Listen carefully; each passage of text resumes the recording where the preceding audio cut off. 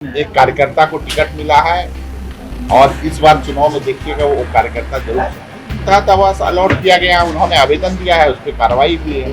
2 से 3 साल से उनको जो है उनका जो राशि था, हम लोगों का आवास का जो रेंट होता है, सभी पार्टी को अपना अपना रेंट जमा करना रहा। वोट जाना तो स्वतंत्रता है, कोई भी लोग वोट जा सकता है, लेकिन जो सरकार चलती है नियमावली पे चलती है। कोई नियमावली की अनदेखी की जाएगी तो उन्होंने समय दिया है कि 13 तारीख तक में आप अपना आवास खाली कर लें, क्योंकि अब उनकी पार्टी अब राज्य की अस्थायी पार्टी नहीं रही है। देखिए, चिराग पासवान ने अपने चाचा पशुपति कुमार पारस पे जीत लगातार हासिल कर रहे हैं। पहले सीट बंटवारा के लेकर हो, उसके बाद कार्यालय की लेकर जो लड़ाई चल रही थी उसमें भी चाचा पे भतीजा चिराग ने जीत हासिल कर ली है। नमस्कार, मेरा नाम विकास कुमार है और आप देख रहे हैं चौकस भारत न्यूज। लेकिन नीतीश कुमार के घोर विरोधी रहे चिराग पासवान जब से एनडीए की सत्ता बिहार में आई है, और चिराग पासवान की बिहार सरकार में योगदान तो नहीं है लेकिन साथी जरूर है। और भवन निर्माण जो विभाग है जेडीयू के जयंत राज के पास है, यानी कि नीतीश कुमार के विधायक और मंत्री के पास है। तो पशुपति कुमार पारस के जो राष्ट्रीय लोक जनशक्ति पार्टी का जो कार्यालय है उन्होंने उनको खाली करने का आह्वान किया है। उन्होंने आवेदन दिया था कि आप 13 तारीख तक अपना कार्यालय खाली कर दें। इन्होंने बड़ी बात प्रेस कॉन्फ्रेंस करते हुए कहा है। क्या कुछ कर रहे हैं, पर उनकी बातों को सुनिए।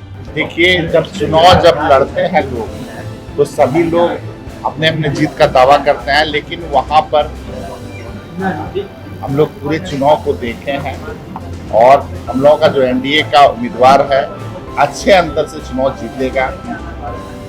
बीमा भारती जी तो पूर्व में भी हम लोगों की पार्टी में थी और विपक्ष में जाकर चुनाव लड़ी थी। उनका क्या हर्ष हुआ था ये आप लोगों को पता होगा। हमको लगता है कि अंतोगत्वा उनका वही हर्ष होगा। देखिए, कोई समीकरण काम नहीं करने वाला है। नीतीश कुमार जी की सरकार बिहार में चल रही है, एनडीए की जो सरकार चल रही है, हर लोग चाहता है कि हम सरकार से जुड़े रहें, कोई नहीं चाहता है कि हम विपक्ष से। तो आप जान लीजिए, हम विकास के मुद्दे पर वहां पर गए हैं और चुनाव में एक कार्यकर्ता को टिकट मिला है और इस बार चुनाव में देखिएगा वो कार्यकर्ता जरूर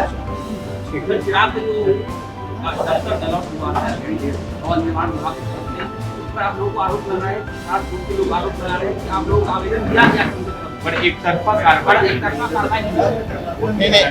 देखिए, आवास में कोई एक तरफा कार्रवाई नहीं होती है। आवास का तो एक नियमावली बना हुआ है कि अगर कोई पार्टी राज्य की पार्टी बन जाती है, जिसके सांसद विधायक चुनाव जीत के आते हैं, उन्हें आवास अलॉट करना रहता है।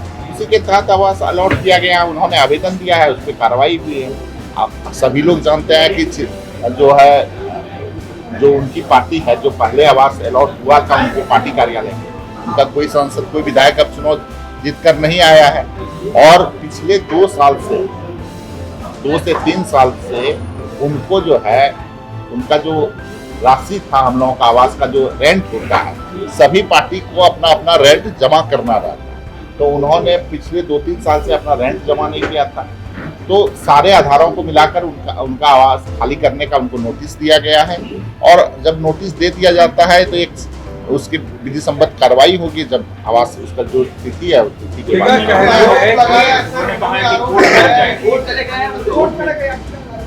कोर्ट जाना तो स्वतंत्रता है, कोई भी लोग कोर्ट जा सकता है, लेकिन जो सरकार चलती है नियमावली पे चलती है।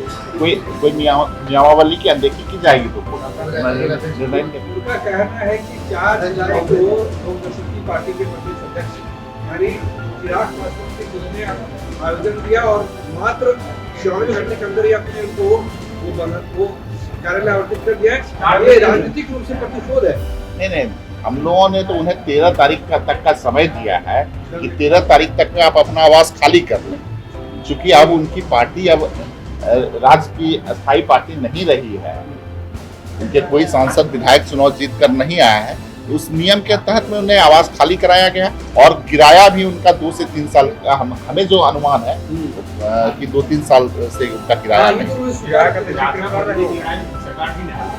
नहीं, ऐसी कोई लड़ाई से सरकार को कोई लेना देना नहीं रहता है। लड़ाई अपनी जगह है, पार्टी अपना जगह है, नियम कानून से सब कुछ चलता है। ठीक है, बहुत धन्यवाद। तो आपने सुना होगा, उन्होंने कहा है कि जिस तरह से पशुपति कुमार पारस चाहे तमाम उनके जो नेता आरोप लगा रहे हैं ये बेबुनियाद है। इन्होंने कहा है कि हमने 24 घंटे की मुहालत नहीं, हमने 13 तारीख तक मुहालत दी थी कि आप खाली कीजिए। इन्होंने बड़ी बात कहा है कि नहीं इनकी कोई विधायक है, नहीं एमएलसी है और नहीं सांसद है, तो ऐसे में कैसे बंगला या ऑफिस आवंटित रहेगा। इन्होंने कहा है कि उनके भतीजा यानी कि लोक जनशक्ति पार्टी रामविलास के 5 सांसद है तो उनका दायित्व उनका बनता है। इन्होंने कहा है कि हर ऑफिस को टैक्स देना रहता है और उन्होंने पिछले 2 साल से कोई कार्यालय का टैक्स नहीं भरा है, तो भवन निर्माण मंत्री ने उन पे कार्रवाई किया है। और इन्होंने साफ जो बड़ी बात कारण बताया वो है कि उनका पॉलिटिक्स में कोई भी दायित्व, कोई भी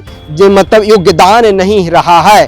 3 साल से उनके पास कोई विधायक नहीं है और जो सांसद और मंत्री थे वो भी इस चुनाव में समाप्त हो गया है और उन्हीं के भतीजा यानी कि चिराग पासवान की फिर से एक बार जीत हुआ है। अब वो देखने वाली बात है कि आगामी बिहार विधानसभा चुनाव में क्या इसी तरह चाचा को दबोच देंगे भतीजा चिराग पासवान।